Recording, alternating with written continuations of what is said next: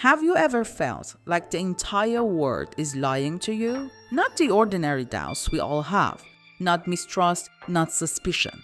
I mean the feeling that everything, your daily routine, your job, your relationships, even reality itself, is nothing but a cover. As if life is a carefully constructed illusion designed to hide something unbearable.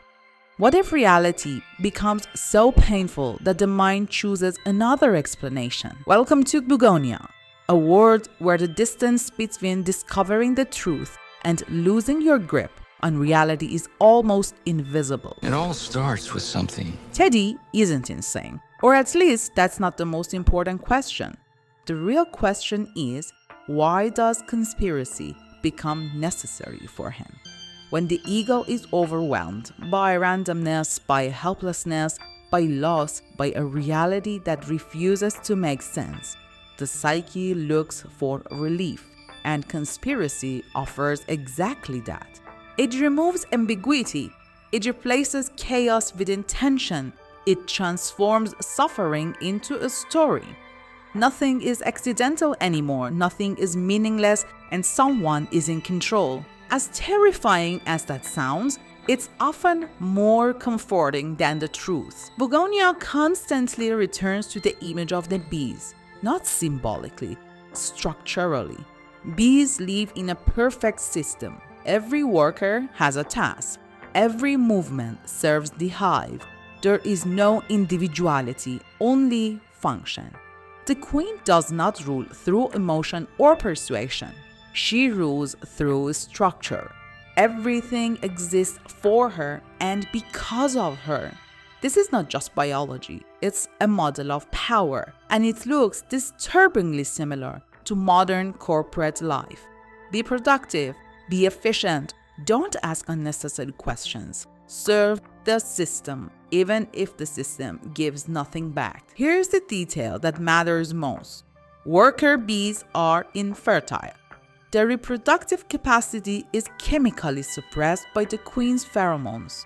They are quite literally castrated. But the male bees fare even worse.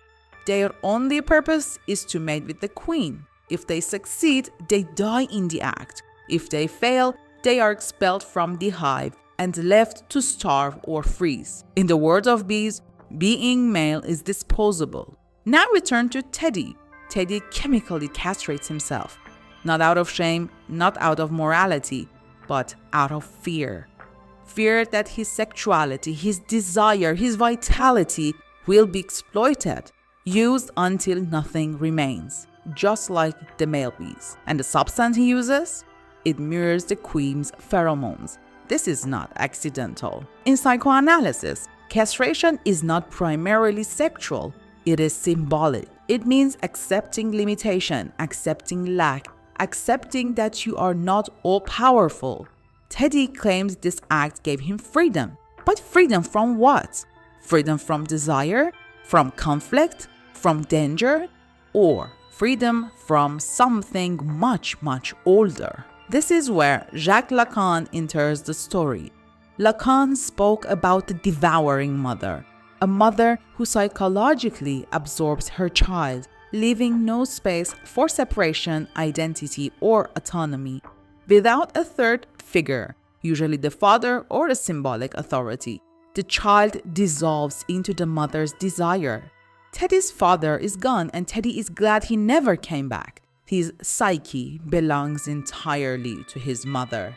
And suddenly, Michelle makes sense. This is where we must connect the figures. Teddy's mother, Michelle, Mother Nature. They are not separate characters. They are the same structure appearing in different forms.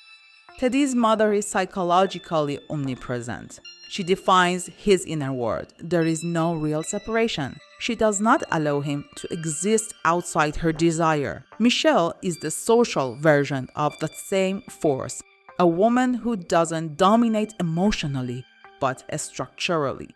Teddy's behavior towards Michelle shifts as he discovers she is the queen alien. She organizes reality, she absorbs everything into her system, and Mother Nature is the final form, total, self-sufficient.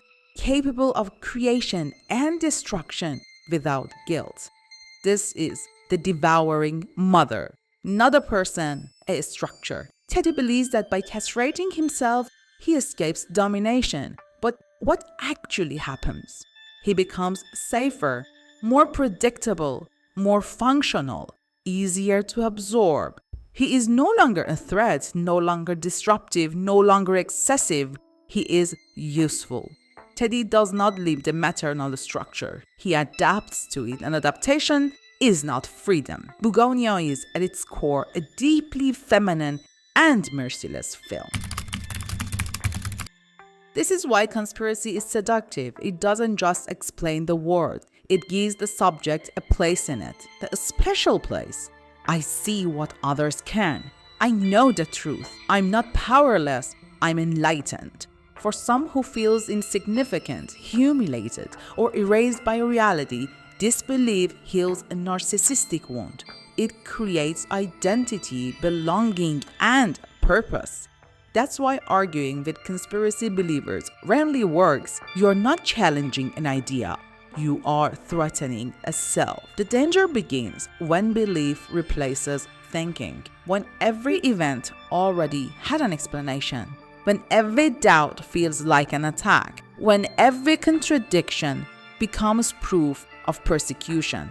At that point, reality is no longer tolerated. It is rejected, and the mind stops adjusting. The end of the conspiracy path is not enlightened. It does not lead to truth. It does not lead to freedom. It leads to certainty. And certainty, when it replaces thinking, destroys the psyche from the inside. Because reality will always resist total explanation. And when it does, the mind does not bend, it breaks. This is not awakening. It is psychological collapse. And the most frightening part? Most collapses don't happen loudly. They happen quietly in the calm certainty that nothing else could ever be true. If you're drawn to these kind of psychological reading of films, you might want to stay. Subscribe and we'll continue unpacking what cinema reveals about the unconscious.